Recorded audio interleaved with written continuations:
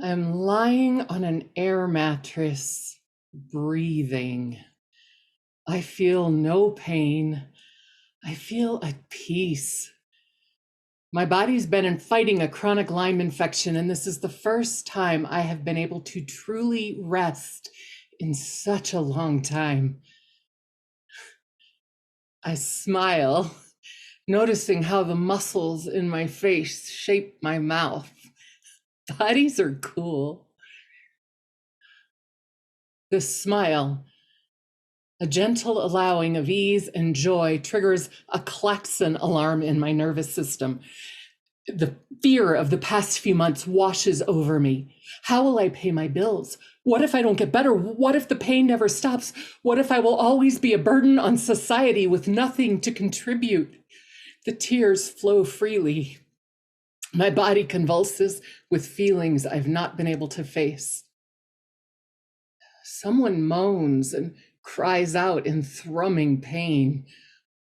Oh, that's me. A wave of nausea washes over me.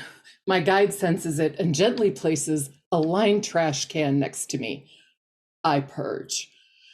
How can I vomit so much when I have barely eaten anything today? I finish puking and my guide cinches the bag. Great job, you don't need that anymore, she says as she takes it outside to the trash. I lie back on my soft pillow. I snuggle in a fetal position under my sugar skull blanket that my friend made me. She's right. I don't need that anymore. I am loved. I have value. I'm a contribution. What if everything else I have believed is a lie? I tentatively stretch my feet and then my arms. I'm lying spread eagle on the floor and grinning from ear to ear when my guide comes back in. You have to see this, she says gently. She pulls back the heavy drapes on the full-length window, letting in the dull gray light. It's pouring down rain, a rare Colorado deluge. I love rain. I crawl to the window. Walking is just too much work. Diamonds fall from the sky, each refracting a million tiny rainbows. The music changes. Purple drum beats taste like honeysuckle and earth. The music and the rain wash me clean. What if everything else I have believed is a lie? My stomach flip-flops, my lips curve into a smile. What if? I remember. Let me bring you songs from the wood, poppies red and roses filled with summer rain, to heal the wound and still the pain that threatens again and again. I am simultaneously in 1990 and 2017, fulfilling a prophecy, 30 years in the manifesting. I want to tell my guide all about it. The words are hard.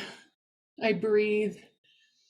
I curl up on the mattress like a little water bug. My guide tucks me in and strokes my forehead. The world dissolves.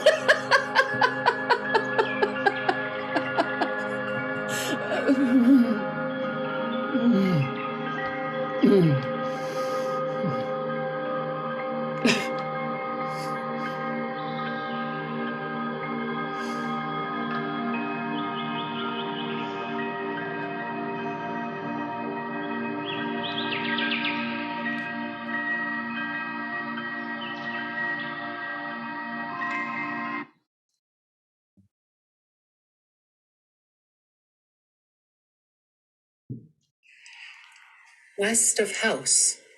You are standing in an open field west of a white house with a boarded front door. There is a small mailbox here.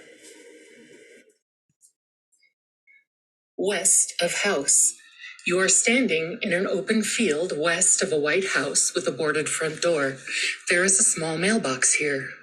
Open mailbox. You open the mailbox. Inside, there is a leaflet. Read leaflet. You read the leaflet. It says, "Welcome to the Borderlands. I am the dramaturg, the Oracle of Praxis. I will be your guide on this adventure, yet all choices are fully yours to make." Drop leaflet. You drop the leaflet on the ground. Wait, pick up leaflet? You pick up the leaflet. Put leaflet in mailbox. You put the leaflet in the mailbox. Go southeast. You walk southeast. You see a window on the back side of the house and decide to commit a B&E. You crawl through the window. You are standing in the kitchen. There is a large glass of water on the table. A stairway leads up. Drink water. You take a drink from the large glass. Climb stairs. You climb the stairs. At the top of the stairs, you see a bookshelf on the landing. There is one book on the shelf. Deep Learning in a Disorienting World by John F. Wergen. I know that book. Read book. You take the book off the shelf. You turn to page 70 and read the following. My point, made repeatedly in this book, is that the increasingly complex nature of the challenges we face as a society requires going beyond technical rationality to engage in deep learning. And for this, we must recognize and create opportunities for constructive disorientation, a perceived disconnect between where we are and where we want to be, accompanied by a sense that we are capable of dealing with that disconnect. You flip through the chapter and summarize the content for the sake of brevity.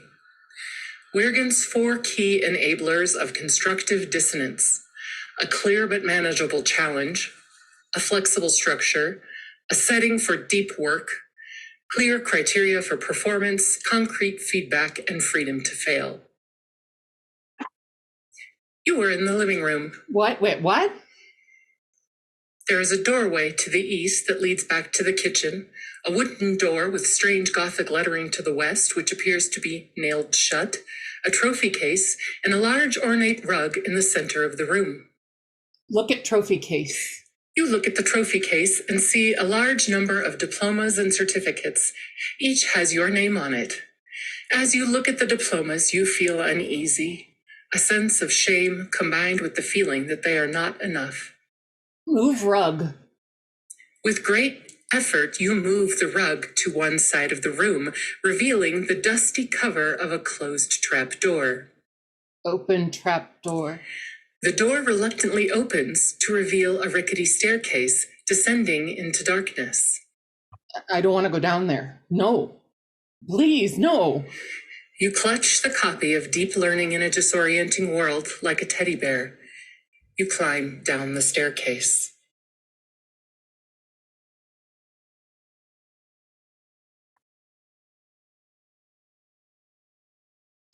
You can't wear your hair in a ponytail. Your face is too fat. Write it down. My guide writes my words down on a yellow legal pad. You can't wear sleeveless shirts. Your arms are too fat. You have a snaggle tooth. You need to fix that ish tooth. I refuse to get braces. Never rely on a man to support you. He will leave you destitute. You need to take care of yourself. You will never be able to take care of yourself because you have muscular dystrophy. You will be a burden on society. The doctor who diagnosed you offered to put you in a home so we could try again for a normal child. Oh, and at my wedding, she turned to my new husband and said, "She's your problem now." I am calling this session Shit My Mother Said.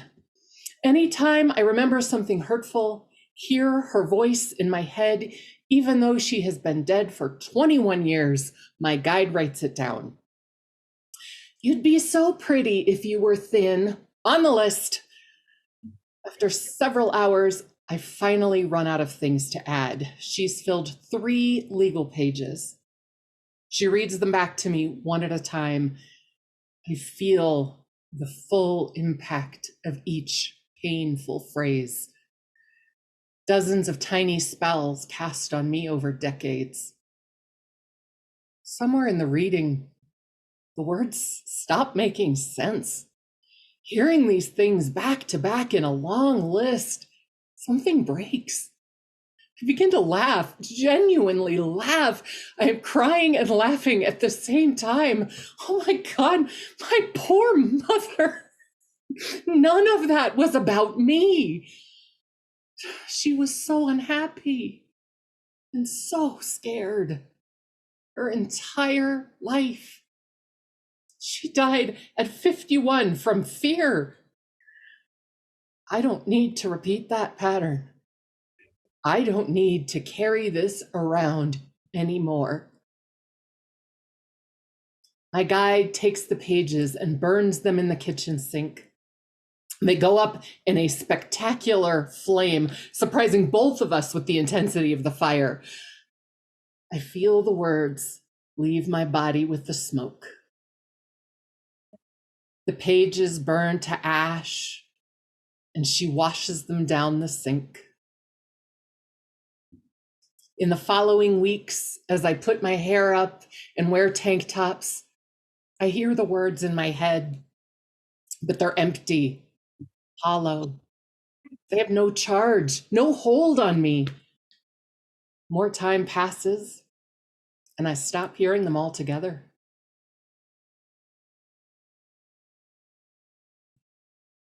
No. No. No, no.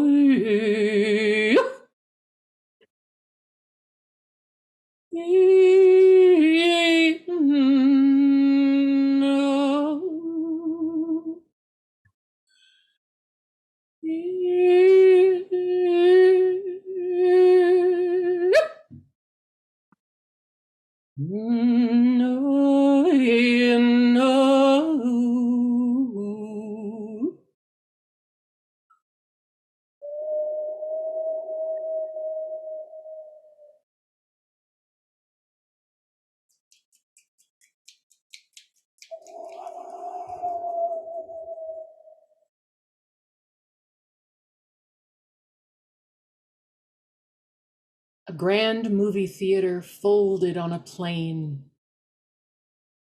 Sojourning cat. Faces I've not seen for a very long time. Popcorn in bags made for air travel. On a boat with wheels, the waters between.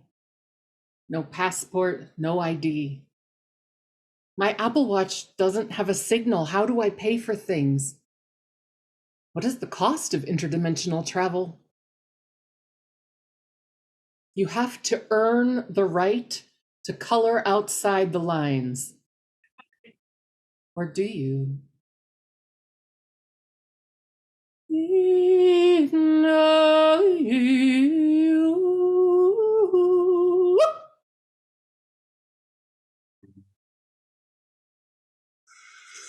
You are standing at a crossroads. This is the intersection of prognostication, prayer, personal story, and psychedelics, P cubed. Deceased loved ones and pets stand in each direction. Sam to the north, Eric to the south, Ludwig to the east, and Spirit to the west. Each holds a sign announcing one of Wirgen's enablers. What do you do? I don't know. What should I do? This is your journey. I'm just following you. You have your own answers. How do you know? Because I am you. A clear but manageable challenge, a flexible structure, a setting for deep work, clear criteria for performance, concrete feedback, and freedom to fail. All journeys have an element of chance.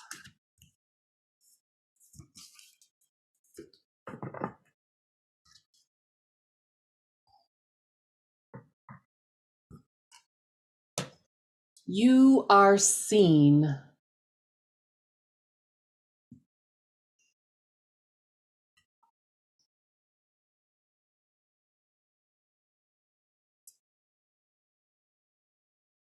During a ketamine journey, I was on 160 milligrams of intramuscular ketamine. I was pretty gone. And then all of a sudden, I saw my friend Sam, and he had died fairly recently, and I had just found out, and I hadn't talked to him in a really long time. And he was there, he was with me, he was present. And I knew I was on ketamine, I knew I was in this journey, and I knew he was there. And those two things were not mutually exclusive for me. And I didn't know why he was there, but I felt this sense of joy. And it was a time in my life when I met Sam. It was a very, very painful time in my life. I was getting my first master's degree. My mother died suddenly. My marriage was falling apart. My body was in a lot of pain and very, very challenged. And Sam was one bright light, just one of those earth angels who just cheered everyone up in his presence. And he said, "Hey, show wife." We had done several plays together where we played husband and wife because we had really good chemistry. And I just realized in that moment that at that time in my life, I did not feel seen. And I felt like I was trying so hard and not getting any positive feedback, and absolutely my own patterns at play there. Yet it just was a really hard time. And in that moment, I just realized that Sam saw me always. He saw me in that time. And I had never been able to see that I had been seen. And that moment, I knew something had happened. And after the ketamine wore off and I went home, I still had this beautiful memory and understanding of being seen, and a false understanding of that time, or a different understanding of that time. But I didn't quite know what had happened. And it was about a week later when I really understood the full impact. And I understood that realized there were people who had been gaslighting me, and I didn't know it. And I had taken their truths on as mine. And Sam coming to me in that ketamine journey allowed me to let go of those false narratives and create my own.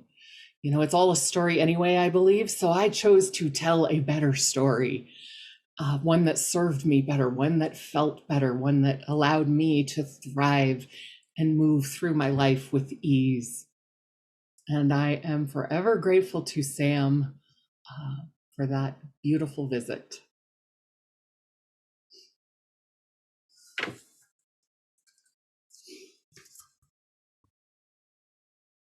I wrote a little poem for today. At Bob's Big Boy, feeding our demons, P-Funk on the jukebox, give me a quarter.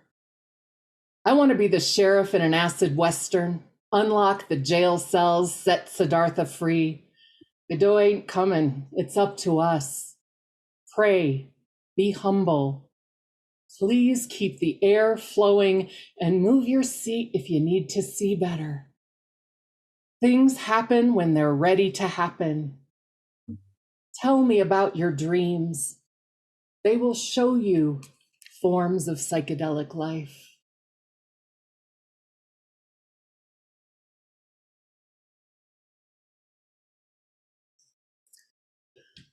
I am standing naked on the edge of an abandoned rock quarry in Abingdon, Virginia. I am 19 and a summer apprentice at the Barter Theater. It is my first time doing any psychedelic, and I am coming up on 2 hits of acid. I am about to go skinny dipping for the first time as well. There is water in the bottom of the quarry, though it's too dark to see. It's a warm night and the air feels good on my bare skin. I step back from the edge to get a running start and leap into the quarry. I hit the side of the deep pit and tumble down the dirt embankment for what seems like a very long time. I am Alice down the rabbit hole. I am falling end over end, and I briefly think, this is how I die. I will break my neck and die here. I'm not upset by this, just surprised. Then I hit the water with a huge splash. It's cool. It envelops me. I come up for air and start swimming. Liquid silver slithers over my body. The night sky is reflected in the pool. As above, so below. I am mesmerized. I hear a splash behind me. Oh, yeah, I'm with a guy, a local. I don't remember his name. He sold me the acid. He swims up to me. His face is contorted. I thought you were dead. Oh my God, you fell down that slope. You got to jump out a lot further to clear the edge. I thought you were dead. I'm past that now, and he's boring me. I backstroke across the water while he continues muttering about me being dead. I stop and float, looking up at the stars and also in the stars. I am swept into the vastness of the universe, held deep in the earth, in this liquid womb, and feeling part of the heavens and all that is. I sink into the expanse of this moment and never want it to end. I'm freezing. Let's get out of here. The drug dealer. I forgot he was there again. How could he be cold? This night is perfect. He drove, though, so I follow him to the quarry's edge, looking for stairs or a ladder. This is the best place to climb out. Lots of roots and rocks. In a moment of complete sobriety, I realize we have to climb out over 20 feet. I have muscular dystrophy, a form of muscular dystrophy that means I have 40% nerve capacity in my hands and feet, and my ankles are surgically fused. He was halfway up the wall face. Just follow me. I can't see well enough in the dark to do that, yet I start grabbing rocks and tree roots sticking out from the wall, and I climb. The quarry wall is slick with dirt and loose rocks. Somehow I reach the top, grab a clump of grass, and haul myself over the edge. I am scraped to hell, covered in mud and triumphant. I clawed my way out from the belly of the earth. Later, after I return to my dorm, shower, and put on fresh clothes, I take a pillow, blanket, and my Sony cassette Walkman out to the green space next to the rehearsal hall. I lie down under a giant green ash. I look up. The leaves look like the lace on my grandmother's holiday tablecloth. It's so pretty. I play Jethro Tull's Songs from the Wood, rewinding the tape and replaying it over and over. I feel a sense of belonging that I've never felt before. I am part of the universe, and it is part of me. I know for the first time that I am okay. I am okay. This simple statement was never available to me before. I am okay. I'm competent and smart, and there is nothing wrong with me. My heart expands. I want others to feel this, to know this. I want others to try acid and know they're beautiful. I want to heal the world through psychedelics. But first, I want to lie under this tree in this perfect moment and listen to Ian Anderson's killer flute solo again.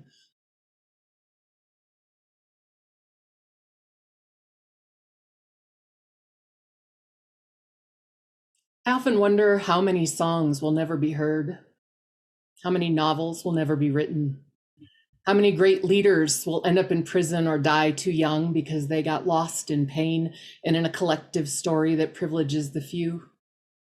Trauma's a bitch. I still have imposter syndrome.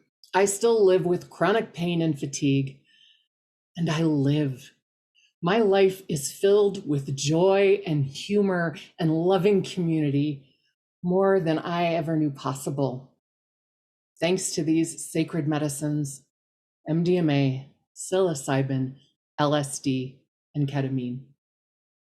I'm grateful for conferences like this one where diverse voices can be in dialogue and all perspectives can be considered.